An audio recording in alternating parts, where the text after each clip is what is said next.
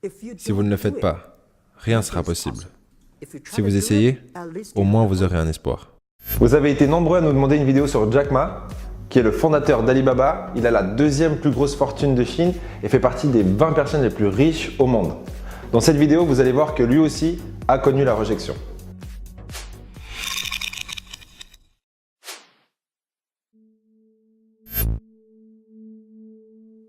Commençons par où vous en êtes aujourd'hui. À quel point Alibaba est grand?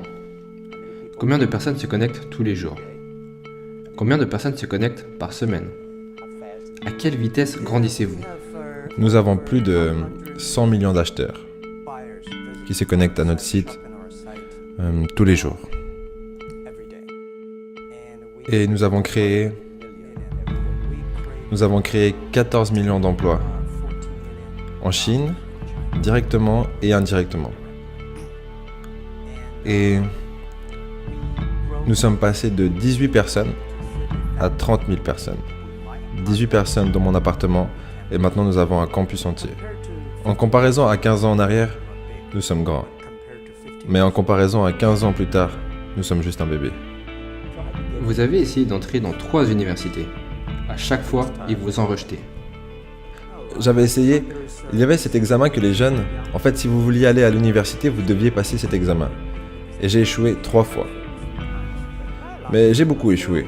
J'ai échoué pour les choses marrantes pour lesquelles j'ai échoué, par exemple un test en école primaire 2 fois. Et j'ai échoué 3 fois en école secondaire.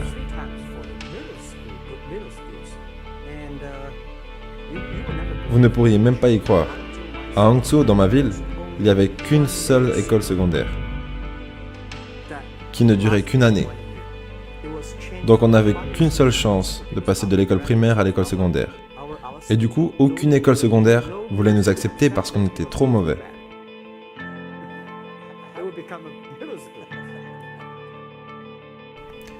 Quel effet ça a eu par contre de vous faire rejeter? Vous savez, je pense qu'on doit s'y faire. Nous ne sommes pas si bons.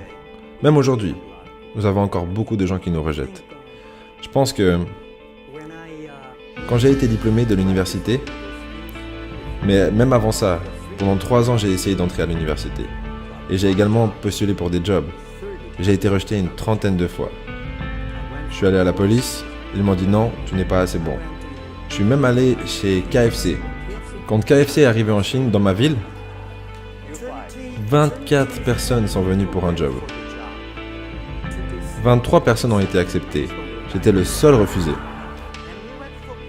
Et la même chose à la police. Sur les 5 personnes qui sont présentées, 4 personnes ont été acceptées. Et j'étais le seul gars qui n'a pas été reçu. Donc, pour moi, être mis à l'écart et rejeté...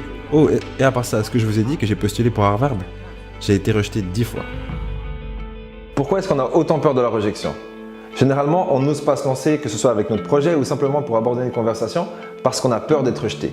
Mais ce qui nous fait vraiment peur dans le fond, c'est plus l'image que ça nous donnera de nous-mêmes. Parce qu'en fait, on prend cette rejection personnellement. Il faut savoir qu'une rejection n'est jamais personnelle. C'est toujours un retour neutre du monde qui vous entoure.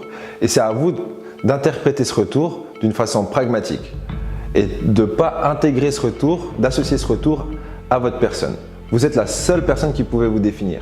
Donc l'image que vous avez de vous-même doit être imperméable à la rejection. Par contre, la rejection est super utile lorsque vous voulez vous améliorer vos compétences, votre approche. Et en fin de compte, une rejection vous informe que votre approche n'était pas la bonne, que vos compétences ne sont pas suffisantes, ou simplement que la personne qui vous rejette a une vision limitée et ne peut pas vous donner un retour concret. Et du coup, gardez à l'esprit qu'une rejection, c'est positif parce que c'est un retour du monde qui vous entoure et vous en avez besoin, mais elle ne définira jamais et en aucun cas votre personne. Mon ami avait ouvert un petit business qui était environ 10% plus grand que cette pièce. Et il y avait beaucoup d'ordinateurs. Et il m'a dit, ça c'est Internet. Et je lui ai demandé, c'est quoi Internet? Puis il m'a dit, cherche ce que tu veux. À cette époque, ils utilisaient le navigateur Mosaïque, c'était très lent. Et j'ai dit, je ne préfère pas l'utiliser, car les ordinateurs étaient tellement chers en Chine que si je le foutais en l'air, je n'aurais pas pu rembourser. Et il m'a dit, fais juste une recherche. Donc j'ai fait une recherche avec le mot bière. Je sais pas pourquoi, sûrement parce que c'était facile à écrire. Et j'ai vu des bières allemandes, des bières américaines, des bières japonaises, mais il n'y avait pas de bière chinoise. Et je me suis dit, ok, rajoute le mot Chine. Zéro résultat, rien. 1995, et aucune information concernant la Chine. Donc j'en parle à mon ami et je lui dis, pourquoi pas créer quelque chose concernant la Chine? Et donc on a créé une petite page toute dégueu, qui s'appelait China. C'était une sorte de traduction et du coup, on était listé publiquement. Et là, on a été choqués. On avait lancé le site à 9h40 le matin. Et à 12h30, je reçois un appel de mon ami. Et il me dit, Jack, tu as reçu 5 emails. Et je lui dis, c'est quoi un email? Mais vraiment, c'était le truc. Les gens étaient tellement enthousiastes. Ils me demandaient, mais où es-tu? C'est la première fois que je vois un site chinois comme ça. Est-ce qu'on pourrait faire quelque chose ensemble? Et là, je me suis dit, c'est quelque chose d'intéressant. On devrait le faire. Vous êtes nombreux à me demander quelle est la bonne idée business. Et là, on vient de voir l'idée business de Jack Ma. Et c'était pas vraiment une idée business en premier lieu, c'était juste une réalisation. Il y avait un trou sur le marché et du coup, Jack Ma voulait positionner son offre. Et c'est ça une bonne idée business. C'est pas une idée qui vous permettra de trouver un raccourci pour atterrir sur une île déserte et ne plus avoir rien à faire jusqu'à la fin de votre vie. C'est pas ça. Une idée business, c'est vraiment être attentif à ce qui se passe sur le marché, que ce soit derrière votre ordinateur ou simplement dans un bar. Vous écoutez les gens qui parlent et ils parlent de leurs problèmes. Et si vous pouvez apporter une solution à ce problème, eh ben vous avez une idée business. Et qu'est-ce qu'il vous faut pour exécuter sur cette idée business? Des compétences. S'il vous manque des compétences, maintenant vous savez quelles compétences il vous manque. Et du coup, vous pouvez travailler sur ces compétences ou simplement trouver des associés. Et c'est aussi simple que ça. Après, bien sûr, à mettre en place, ce ne sera pas si simple parce qu'il y a de la compétition, il y a plein d'éléments qui rentrent en jeu, mais c'est comme ça que ça commence. Durant les 3 premières années, Alibaba était juste une sorte de e-commerce des informations. Quel produit avez-vous? Qu'est-ce que moi j'ai? On parle beaucoup, mais on ne fait pas de business. Il n'y avait aucune possibilité de paiement. Et j'ai donc contacté les banques, mais aucune banque voulait le faire. Ils disaient, ah non, ce truc ne fonctionnera jamais. Donc, je ne savais pas quoi faire. Car si je mettais en place un système de paiement, c'était contraire aux lois financières. Parce qu'il est nécessaire d'avoir une licence. Mais si je ne le faisais pas, notre e-commerce allait droit dans le mur. Alors je suis allé assister à un séminaire sur le leadership. Le leadership, c'est prendre des responsabilités. Et après avoir suivi cette présentation, j'ai passé un coup de fil à mes amis, mes collègues avec qui je vivais dans mon appartement, et je leur ai dit, faites-le maintenant, immédiatement. Si ça se passe mal, que le gouvernement n'est pas content, si quelqu'un doit aller en prison, Jack Ma ira en prison. Parce que c'est tellement important pour la Chine et pour le monde de créer un système fiable. Mais si tu ne le fais pas, et ne le fais pas correctement, vol, blanchiment d'argent ou manque de code dans les transactions, c'est moi qui t'envoie en prison. Donc c'était ma façon de voir les choses. Et les gens n'aimaient pas ça. Mais tellement de personnes à qui je parlais durant cette période concernant Alipay me disaient « c'est l'idée la plus stupide que tu n'as jamais eue ». Et je disais « je ne pense pas que c'est stupide, du moment que les gens l'utilisent ». Maintenant, il y a plus de 800 millions de personnes qui utilisent Alipay. Au départ, quand j'étais jeune, je pensais que tout était possible. Maintenant, je sais que tout n'est pas possible. Il y a des choses auxquelles nous devons penser. On doit tenir compte des autres, tenir compte des clients, de la société, ses employés, ses actionnaires. Il y a tellement de choses. Mais si vous continuez à travailler dur, il y a des solutions.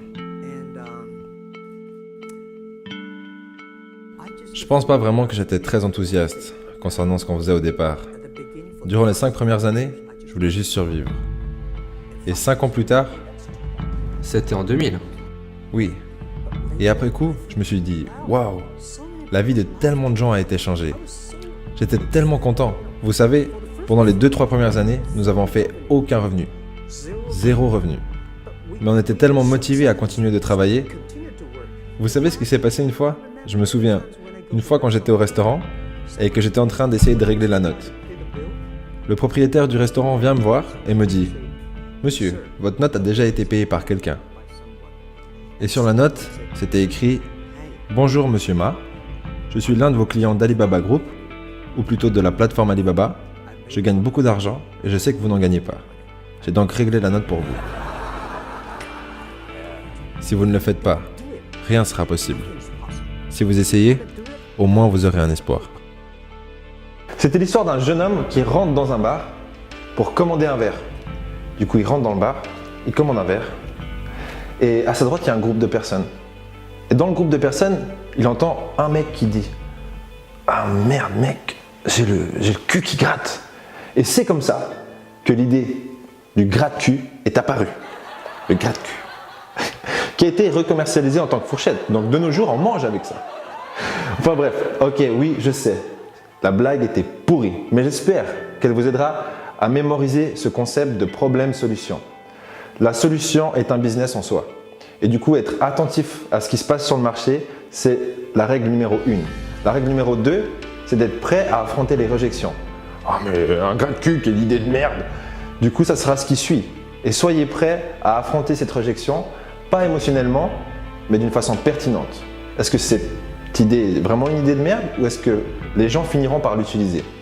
Si les gens finiront par l'utiliser, d'une façon ou d'une autre, c'est que c'est peut-être une bonne idée.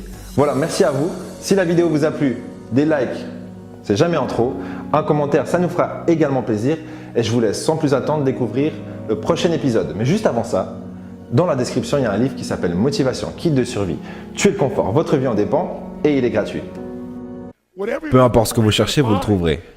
Donc si vous voulez changer votre vie, vous devez changer votre physiologie et votre attention.